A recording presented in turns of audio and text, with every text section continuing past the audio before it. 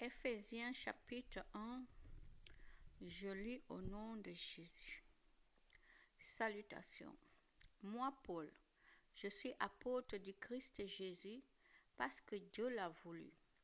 J'écris à ceux qui appartiennent à Dieu, qui se trouvent à Éphèse et qui croient au Christ Jésus. Que Dieu notre Père et le Seigneur Jésus-Christ vous bénissent et vous donnent la paix. Dans le Christ, Dieu réalise son projet de salut. Louange à Dieu, le Père de notre Seigneur Jésus-Christ. En effet, il nous a bénis dans le Christ en nous communiquant les dons de son Esprit qui viennent du ciel.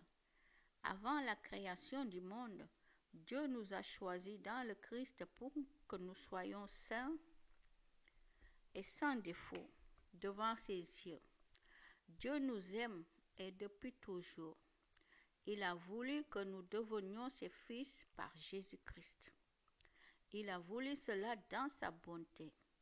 Alors chantons la gloire de Dieu pour la grandeur de ses bienfaits.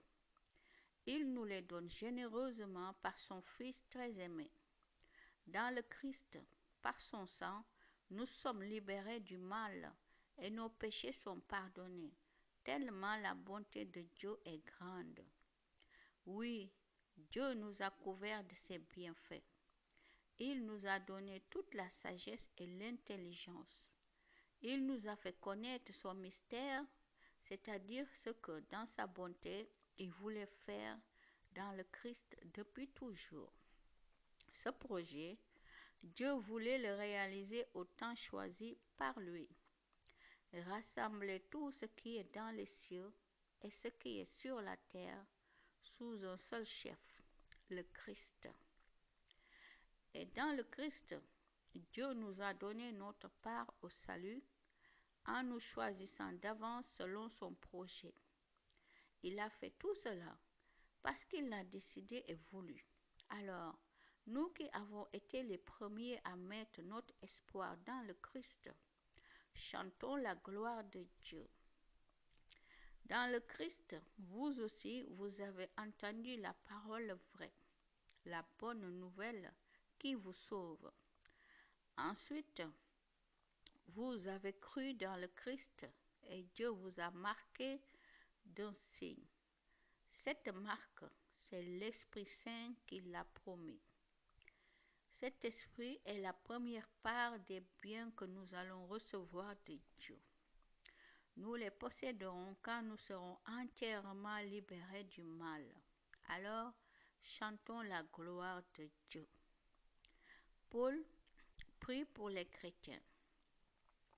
Voici ce que j'ai appris. Vous croyez au Seigneur Jésus et vous aimez tout ce qui lui appartient.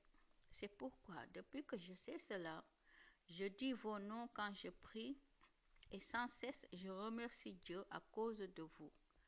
Je demande au Dieu de notre Seigneur Jésus-Christ, le Père, rempli de gloire, de vous donner la sagesse. Alors, vous découvrirez Dieu et vous le connaîtrez vraiment. Je lui demande d'ouvrir les yeux de votre intelligence. Ainsi, vous pourrez connaître l'espérance qu'il vous a donnée en vous appelant. Vous connaîtrez la richesse magnifique des biens qu'il donne à ceux qui lui appartiennent. Vous connaîtrez la puissance extraordinaire que Dieu a montrée pour nous qui croyons en lui. Sa puissance et sa force. Dieu les a montrées dans le Christ quand il l'a réveillé de la mort, quand il l'a fait asseoir à sa droite dans les cieux. Ainsi, le Christ est placé au-dessus de toutes les forces et de toutes les puissances qui ont autorité et pouvoir. Il est au-dessus de tout ce qui existe, non seulement dans le monde d'aujourd'hui, mais aussi dans le monde qui vient. Oui, Dieu a tout mis sous les pieds du Christ. Il a mis le Christ au-dessus de tout et il l'a donné comme tête de l'Église. L'Église est le corps du Christ. En elle, le Christ est totalement présent, lui en qui Dieu habite totalement. Amen.